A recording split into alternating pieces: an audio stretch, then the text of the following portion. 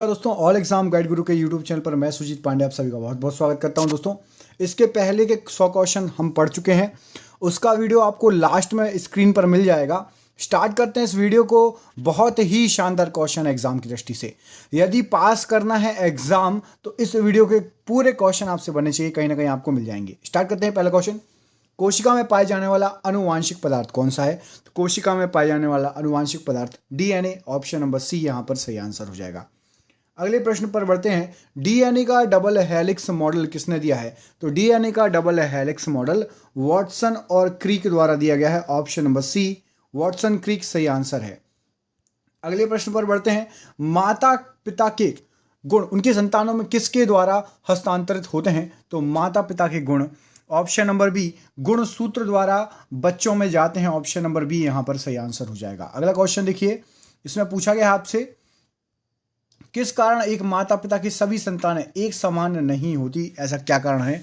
तो यहां पर सही आंसर हो जाएगा आनुवांशिक विभिन्नता के कारण सभी संतानें बिल्कुल एक सी नहीं होती है, ऑप्शन नंबर ए सही आंसर हो जाएगा इस प्रश्न के लिए। अगला क्वेश्चन देखिए, लड़का पैदा होगा कब? तो लड़का पैदा होता है यदि बच्चे में एक्स वाई गुणसूत्र हो, तो इस गुणसूत्र से आपका लड़का पैदा होता है, ऑप्शन नंबर सी यहां पर इस प्रश्न के लिए सही आंसर हो जाएगा। अगला क्वेश्चन देखिए, निम्नलिखित में से एक लिंग सहलग्न रोग कौन सा है? तो लिंग सहलग्न रोग आपका जो है वर्णांधता है, ऑप्शन नंबर सी वर्णांधता यहां पर इस प्रश्न के लिए सही आंसर हो जाएगा। जैव विकास को सर्वप्रथम किसने समझाया था? तो जैव विकास को सबसे पहले समझाने का श्रेय लेमार्क को जाता है, ऑप्शन नंबर बी यहां पर सही आंसर हो जाएगा। अगले प्रश्न पर बढ़ते हैं। उत्परिवर्तन का सिद्धांत प्रतिपादित किया गया था, तो उत्परिवर्तन का सिद्धांत आपका डी ब्रीज के द्वारा प्रतिपादित किया गया था, option number B de Vries यहां पर सही आंसर हो जाएगा। अगला क्वेश्चन देखिए, मलेरिया परजीवी तथा अमीबा को किस श्रेणी में रखा जाता है? तो मलेरिया परजीवी तथा अमीबा को प्रोटोजोआ श्रेणी में रखा जाता है, ऑप्शन नंबर ए प्रोटोजोआ श्रेणी सही आंसर हो जाएगा। अगला क्वेश्चन देखिए, चप्पल की आकृति का जंतु कौन सा कहलाता है? तो चप्पल की आकृति का जंतु पैरामीशियम बोलते हैं, ऑप्शन नंबर ए पैरामीशियम यहां पर इस प्रश्न के लिए राइट आंसर हो जाएगा। अगला क्वेश्चन देखिए, काला अजार उत्पन्न करने वाला प्रोटोजोआ कौन सा है? तो ये करता है आपका लिशमेनिया, ऑप्शन नंबर डी लिशमेनिया बिल्कुल सही आंसर हो जाएगा इस प्रश्न के लिए। अगला क्वेश्चन देखिए, कीटों में कितनी जोड़ी टांग होती है? तो जो कीट होते हैं यहां पर सही आंसर हो जाएगा आपका 3 जोड़ी टांगे होती है, मतलब 6 टांगे होती हैं, और 2 जोड़ी पंख मतलब 4 पंख होते हैं, याद रखिएगा। अगला क्वेश्चन देखिए, मच्छर में लाल खून का उभर आना किस पर पोषण के कारण होता है? तो मच्छर में जो लाल खून का उभर आना स्तनधारियों पर पोषण का कारण होता है, ऑप्शन नंबर सी यहां पर सही आंसर हो जाएगा। भारत की पहली महिला राष्ट्रपति कौन थी? तो भारत की सबसे पहली महिला राष्ट्रपति Shrimati Pratibha Devi Singh Patil, option number D इस प्रश्न के लिए सही आंसर हो जाएगा। अगला क्वेश्चन देखिए, भारत की प्रथम महिला आईपीएस अधिकारी कौन थी? तो सबसे पहली महिला आईपीएस अधिकारी यहां पर ऑप्शन नंबर आपका बी किरण बेदी सही आंसर हो जाएगा इस प्रश्न के लिए। भारत में अति सघन वनों का सर्वाधिक क्षेत्र किस राज्य में पाया जाता है? तो ये पाया जाता है आपका मध्य प्रदेश में, option number B Madhya Pradesh यहां पर इस प्रश्न के लिए सही आंसर हो जाएगा। अगला क्वेश्चन देखिए, उत्तर प्रदेश में दिया सलाई उद्योग का प्रमुख केंद्र क्या है? तो उत्तर प्रदेश में जो बरेली है वो दिया सलाई के लिए फेमस है, ऑप्शन नंबर ए बरेली यहां पर इस प्रश्न के लिए सही आंसर हो जाएगा। ऑल इंडिया रेडियो की स्थापना किस वर्ष हुई है? तो ऑल इंडिया रेडियो की स्थापना 1936 ऑप्शन नंबर डी में हो गई थी, ऑप्शन नंबर डी यहां पर सही आंसर हो जाएगा। अगला क्वेश्चन देखिए, संसार का सबसे बड़ा डाक नेटवर्क किस देश के पास है? सबसे बड़ा डाक नेटवर्क आपका भारत का है, ऑप्शन नंबर सी भारत बिल्कुल सही आंसर हो जाएगा। कमेंट करके बताइए सबसे बड़ा रेलवे नेटवर्क किस देश के पास है? सबसे ज्यादा बड़ा रेलवे नेटवर्क किस देश के पास है? इस प्रश्न का आंसर कमेंट बॉक्स में कमेंट करके बताइए। अगला क्वेश्चन देखिए, निम्नांकित में से किसे नियति का शहर कहा जाता है? तो नियति का शहर आपका चंडीगढ़ को कहा जाता है, ऑप्शन नंबर डी चंडीगढ़ को कहा जाता है नियति का शहर। Most important question. अगला क्वेश्चन देखिए, पर्यटन के क्षेत्र में निम्नलिखित में से किस भारतीय राज्य को एक राज्य अनेक संसार मतलब वन स्टेट मैनी वर्ड्स कहा जाता है? तो ये कहा जाता है कर्नाटका को एक राज्य अनेक संसार, ऑप्शन नंबर सी कर्नाटका यहां पर इस प्रश्न के लिए बिल्कुल सही आंसर हो जाएगा। अगला क्वेश्चन देखिए, कावेरी जल विद्युत जो है जल विवाद मुख्यतः किन किन राज्यों के बीच में है? तो कावेरी जल विवाद जो है आपका तमिलनाडु और कर्नाटका के मध्य सबसे ज्यादा है। ऑप्शन नंबर ए यहां पर इस प्रश्न के लिए सही आंसर हो जाएगा। विश्व में रेशम उत्पादन में अग्रणी राज्य कौन सा है? तो रेशम का उत्पादन सबसे ज्यादा होता है, वो होता है आपका चीन द्वारा। ऑप्शन नंबर बी बिल्कुल सही आंसर हो जाएगा इस क्वेश्चन का। अगला क्वेश्चन देखिए, निम्न में से किस एक जगह मुक्त व्यापार क्षेत्र नहीं है? तो यहां पर सही आंसर हो जाएगा आपका मुक्त व्यापार क्षेत्र के लिए ऑप्शन नंबर डी, तिरुवनंतपुरम में मुक्त व्यापार क्षेत्र नहीं है।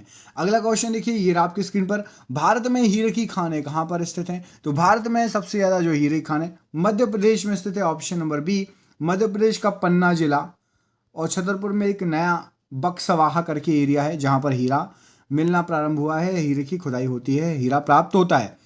Poverty and un British rule in India के लेखक कौन है? तो इस पुस्तक के लेखक दादा भाई नौरोजी हैं। ऑप्शन नंबर ए यहां पर इस पुस्तक के लिए बिल्कुल सही आंसर हो जाएगा, कई बार एग्जाम में पूछा गया क्वेश्चन है। कालिदास की किस कृति की गिनती विश्व की 100 प्रसिद्ध कृतियों में होती है? तो यहां पर सही आंसर हो जाएगा अभिज्ञान शाकुंतलम, जो कालिदास द्वारा लिखित है, विश्व की 100 प्रसिद्ध साहित्यिक कृतियों में इसका नाम भी शुमार है।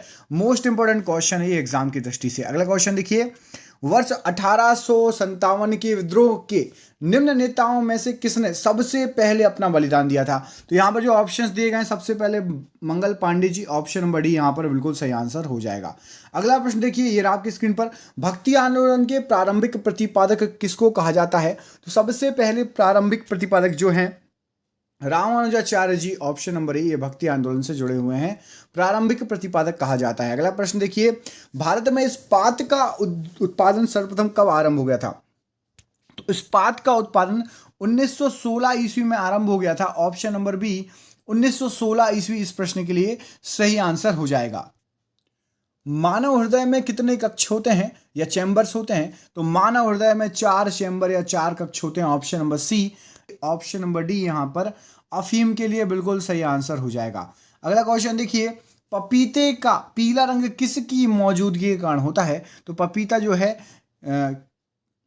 कैरिका जेंथिन के कारण जो है पीले कलर का होता है। ऑप्शन नंबर डी यहां पर सही आंसर हो जाएगा। अगला क्वेश्चन देखिए, मिर्च का तीखापन किसके कारण होता है? तो मिर्च में जो तीखापन होता है वो होता है कैप्साइसिन की उपस्थिति के कारण। ऑप्शन नंबर बी कैप्साइसिन बिल्कुल सही आंसर हो जाएगा। अगला क्वेश्चन देखिए, निम्नलिखित में से किसे जैविक खाद के रूप में प्रयोग किया जाता है? तो जो ऑप्शंस दिए गए उसमें से आपका एजोला, ये एक जैविक खाद है। जैविक समझ रहे हैं, जैविक, ये वर्ड इंपॉर्टेंट है, याद रखना। ऑप्शन नंबर बी एजोला को जैविक खाद के रूप में प्रयुक्त किया जाता है। अगला क्वेश्चन है, निम्नलिखित में से कौन प्रदूषक संकेतक है जिससे पता चलता है प्रदूषण? तो लाइकेन एक प्रदूषक संकेतक है। ऑप्शन नंबर सी लाइकेन यहां पर प्रदूषण के लिए बिल्कुल सही आंसर हो जाएगा। अगला क्वेश्चन देखिए, डबल रोटी के निर्माण में किस कवक का प्रयोग होता है? तो डबल रोटी बनानी है ना, तो सैक्रोमाइसेज, ऑप्शन नंबर सी सैक्रोमाइसेज का प्रयोग किया जाता है डबल रोटी के को बनाने में। अगला क्वेश्चन देखिए, पेनिसिलिन की खोज किसने की है? आज का सबसे इजी क्वेश्चन है ये। तो अलेक्जेंडर फ्लेमिंग द्वारा पेनिसिलिन की खोज की गई है। Option number B Alexander Fleming यहां पर सही आंसर हो जाएगा। अगला क्वेश्चन देखिए, निम्नलिखित में से कौन सा एक विस्फोटक नहीं है? क्या हो जाएगा इस प्रश्न का सही आंसर? तो विस्फोटक नहीं है मैं आपका, देखिए टीएनजी विस्फोटक है, टीएनटी भी है, आरडीएक्स भी है, नाइट्रोक्लोरोफॉर्म ये विस्फोटक नहीं है। ऑप्शन नंबर ए यहां पर इस प्रश्न के लिए सही आंसर हो जाएगा। अगला क्वेश्चन देखिए, निम्न में से किस विस्फोटक का नाम नोबेल तेल है? नोबेल तेल किसको कहा जाता है? तो नोबेल तेल कहा जाता है टीएनजी नामक विस्फोटक को। ऑप्शन नंबर ए यहां पर इस प्रश्न के लिए बिल्कुल सही आंसर हो जाएगा। अगला क्वेश्चन देखिए, ये आपकी स्क्रीन पर, गैमेक्सीन का रासायनिक नाम क्या होता है? तो गैमेक्सीन जो है उसका रासायनिक नाम होता है आपका बेंजीन हेक्साक्लोराइड, इसको बोलते हैं गैमेक्सीन। ये प्रश्न भी कई बार एग्जाम में आ चुका है, इसलिए इसको अच्छे से याद कर लेना मेरे दोस्त, आ सकता है आपको एग्जाम में। कार्बोरेडम किसका दूसरा रासायनिक नाम है? तो कार्बोरेडम जो है सिलिकॉन कार्बाइड को कार्बोनेडम बोला जाता है। ठीक है, याद रखिएगा। अगला प्रश्न देखिए, ये आपकी स्क्रीन पर, मिथाइल आइसोसाइनेट गैस जिसके कारण दिसंबर 1984 में भोपाल में आपदा हुई थी। यूनियन कार्बाइड फैक्ट्री उस फैक्ट्री का नाम था। ये भी एग्जाम में पूछा जाता है। किसके उत्पादन के लिए उपयोग की जाती थी, वहां क्या बनता था? तो वहां बनता था आपका पीड़कनाशी, मतलब पेस्टिसाइड बनाया जाता था। किसमें? भोपाल यूनियन कार्बाइड फैक्ट्री में, जो कि भोपाल में थी। और इसमें से कौन सी निकली थी? मिथाइल आइसोसाइनेट, जिसको मिक या MIC गैस के नाम से भी जाना जाता है। एग्जाम में कई बार पूछा जा चुका है। निम्न में से किसे वुड स्प्रिट भी कहा जाता है? तो वुड स्प्रिट जो है आपका मिथाइल एल्कोहल को वुड स्प्रिट भी कहा जाता है। एग्जाम में कई बार यह प्रश्न भी आ चुका है। अगला क्वेश्चन देखिए, यदि पृथ्वी पर पाई जाने वाली वनस्पतियां समाप्त हो जाएं तो किस गैस की कमी हो जाएगी? तो पृथ्वी पर पाई जाने वाली वनस्पतियां समाप्त हो जाएं तो ऑक्सीजन, क्योंकि पेड़ प्रकाश संश्लेषण के दौरान कार्बन डाइऑक्साइड ग्रहण करके क्या छोड़ते हैं? ऑक्सीजन। तो ऑक्सीजन बनना बंद हो जाएगी, याद रखिएगा। यह क्वेश्चन एग्जाम में कई बार पूछा गया। अगला क्वेश्चन देखिए, मानव आमाशय में पाए जाने वाला अम्ल कौन सा है? तो मानव के आमाशय में यहां पर सही आंसर हो जाएगा HCl पाया जाता है। HCl, इसका फुल फॉर्म आप मुझे कमेंट बॉक्स में कमेंट करके बताएंगे।